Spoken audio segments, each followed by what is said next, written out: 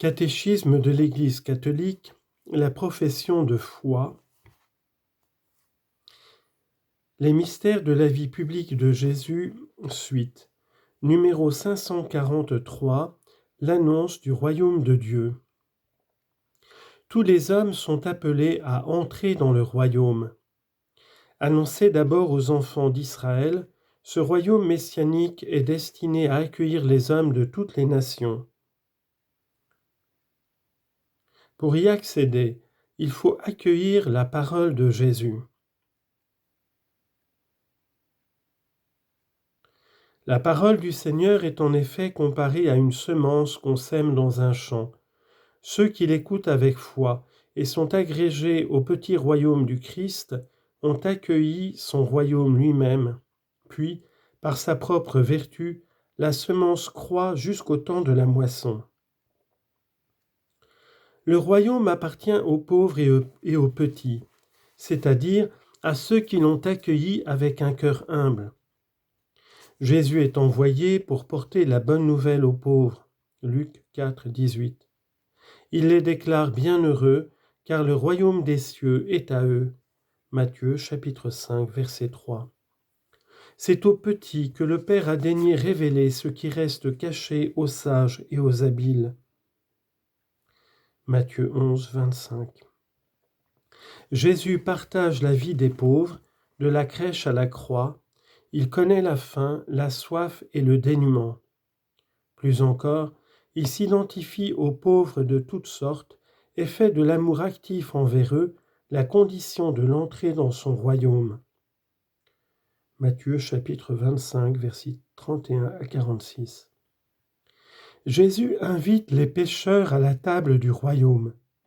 Je ne suis pas venu appeler les justes, mais les pécheurs. Marc 2, 17 et 1 Timothée 1, 15. Il les invite à la conversion, sans laquelle on ne peut entrer dans le royaume.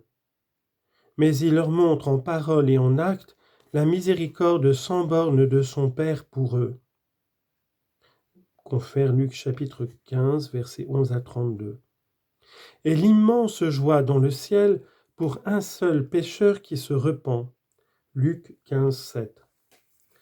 La preuve suprême de cet amour sera le sacrifice de sa propre vie en rémission des péchés.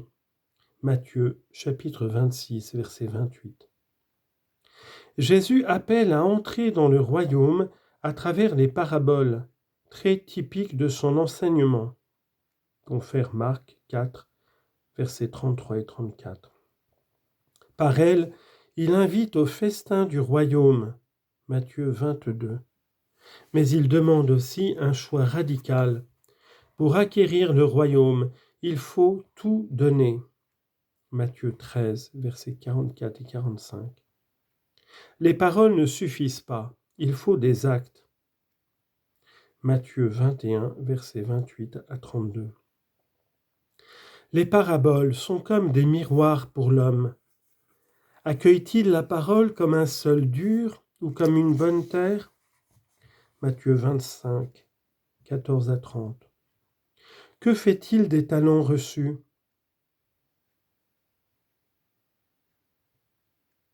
Jésus et la présence du royaume en ce monde sont secrètement au cœur des paraboles. Il faut entrer dans le royaume, c'est-à-dire devenir disciple du Christ, pour connaître les mystères du royaume des cieux. Matthieu 13, 11. Pour ceux qui restent dehors, Matthieu 4, 11, tout demeure énigmatique. Matthieu 13, versets 10 à 15. Les signes du royaume de Dieu.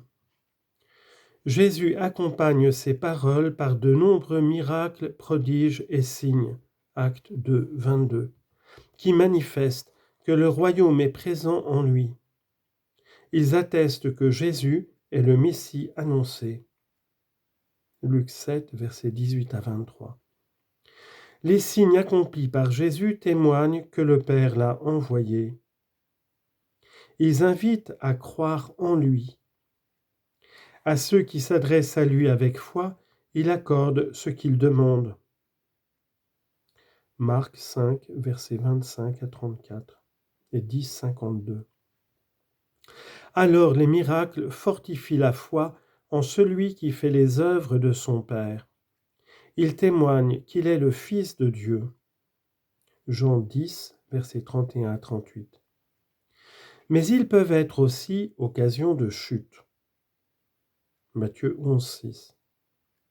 Ils ne veulent pas satisfaire la curiosité et les désirs magiques. Malgré ces miracles si évidents, Jésus est rejeté par certains. On l'accuse même d'agir par les démons. Marc chapitre 3, verset 22. En libérant certains hommes des maux terrestres de la faim, de l'injustice, de la maladie et de la mort, Jésus a posé des signes messianiques. Il n'est cependant pas venu pour abolir tous les maux ici-bas. Confère Luc 12, 13, 14. Mais pour libérer les hommes de l'esclavage le plus grave, celui du péché. Jean 18, 36. Jean chapitre 8, versets 34 à 36. Du péché qui les entrave dans leur vocation de fils de Dieu et cause tous leurs asservissements humains. La venue du royaume de Dieu et la défaite du royaume de Satan. Matthieu 12, 26. Si c'est par l'Esprit de Dieu que j'expulse les démons, c'est qu'alors le royaume de Dieu est arrivé pour vous. Matthieu 12, 28. Les exorcismes de Jésus libèrent des hommes de l'emprise des démons. Luc 20, chapitre 8, versets 26 à 39. Ils anticipent la grande victoire de Jésus sur le prince de ce monde. Jean 12, 31. C'est par la croix du Christ que le royaume de Dieu sera définitivement établi. Citation. Dieu a régné du haut du bois. Hymne Vexilla Regis. Les clés du royaume. Dès le début de sa vie publique, Jésus choisit des hommes au nombre de 12 pour être avec lui et pour participer à sa mission. Marc 3, versets 13 à 19. Il leur donne part à son autorité et il les envoya proclamer le royaume de Dieu et guérir. Luc, chapitre 9, verset 2. Ils restent pour toujours associés au royaume du Christ, car celui-ci dirige par eux l'Église. Citation. Je dispose pour vous du royaume comme mon Père en a disposé pour moi. Vous mangerez et boirez à la table en mon royaume, et vous siégerez sur des trônes pour juger les 12 tribus d'Israël.